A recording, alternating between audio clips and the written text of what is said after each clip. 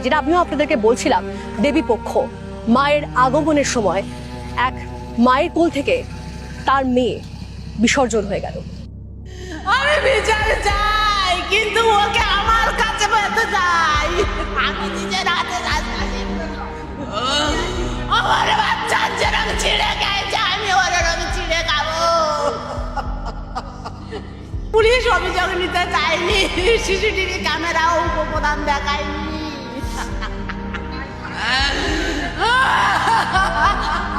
আমার কাছে এসে বাবা বাড়ি যাবো বলে বেরিয়েছে, বাড়ি আসেনি, নিখোঁজ হয়ে গেছে। মহিষমারি বাজারে পুলিশ ফাঁড়িয়ে গেছি, ওখানে গেলে বলছে এটা আমাদের আন্ডারে, তোমরা হচ্ছে কুলতলি থানায় যাও। ওরা কিছু করেনি। আমরা জয়নগর থানায় যাই, গিয়ে ওখানে অফিসারদেরকে জানাই। অফিসাররা কেস ইনভেস্টিগেশন করে লাস্টে আমার মেয়ের দেহটা আমরা খুঁজে পাই। উপপ্রধান কিছু করেনি। যেখানে এলাকার সমস্ত সিসিটিভি ক্যামেরা আমরা চেক করতে চেয়েছি, কেউ বলে আমাদের ফুটেজ নেই, আমাদের ফুটেজ সব ডিলিট হয়ে যায়। পুলিশ কোনো অভিযোগ নেয়নি। আমরা চলে আসছিলাম, শুধু বললো তোমার মেয়ের ফটোটা আমাদের কাছে শুরু করো। আমরা যখন বের হয়ে চলে আসছিলাম, আমি সুবিচার চাই, কঠোর থেকে কঠোরতম শাস্তি চাই। যারা এই কাজের সঙ্গে জড়িত ছিল তাদের সকলের আমি ফাঁসি চাই, ফাঁসি চাই, আমি ফাঁসি চাই। 9 বছর বয়স, সেই বাচ্চার উপরে এত অমানবিক নির্যাতন করে মানুষ, অমানবিক নির্যাতন করে তার মেরে পর্যন্ত ফেলে দিয়ে।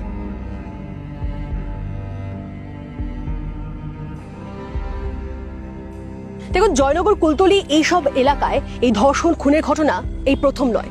2023 সালেও একের পর এক ঘটনা ঘটেছে। তথ্য কি বলছে আপনাকে জানিয়ে রাখি। জানুয়ারি 2023 বিশেষভাবে সক্ষম মহিলাকে ধর্ষণের অভিযোগ। 2023 ফেব্রুয়ারি মেলা থেকে ফেরার পথে কিশোরীকে গণধর্ষণ।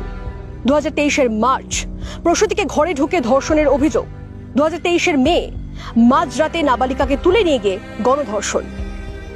আচ্ছা, এই যে পরিসংখ্যানটা আপনাদেরকে দিলাম, যে তথ্য দিলাম, সেটা কি ভয় ধরিয়ে দেওয়ার মতো নয়?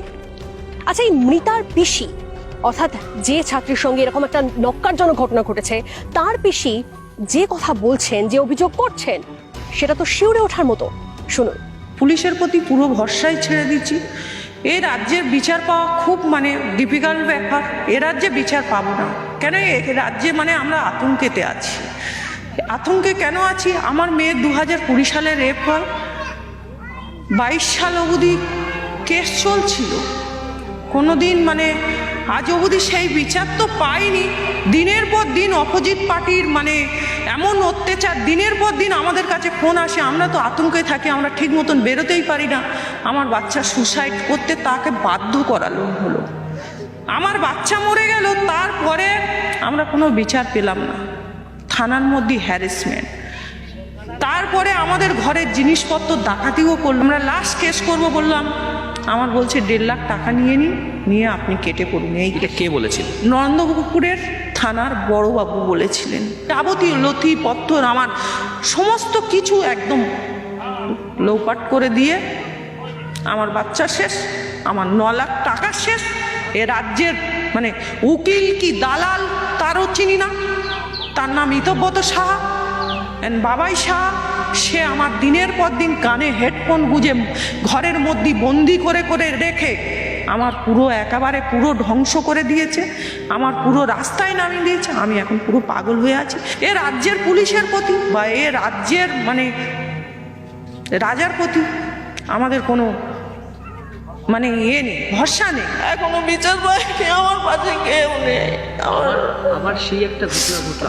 আবার আমার ভাইটা কালকের লোকের কাছে কাগতি মিনতি, যদি পুলিশ একটু সহযোগিতা করতো, কালকে আমাদের এই ছোট্ট বাচ্চাটা পাওয়া যেত, জীবিত অবস্থায় পাওয়া যেত। এই ছোট্ট বাচ্চাটা পেলাম না, পুলিশের গাফিলতিতে এই ছোট বাচ্চাটাকে পেলাম না।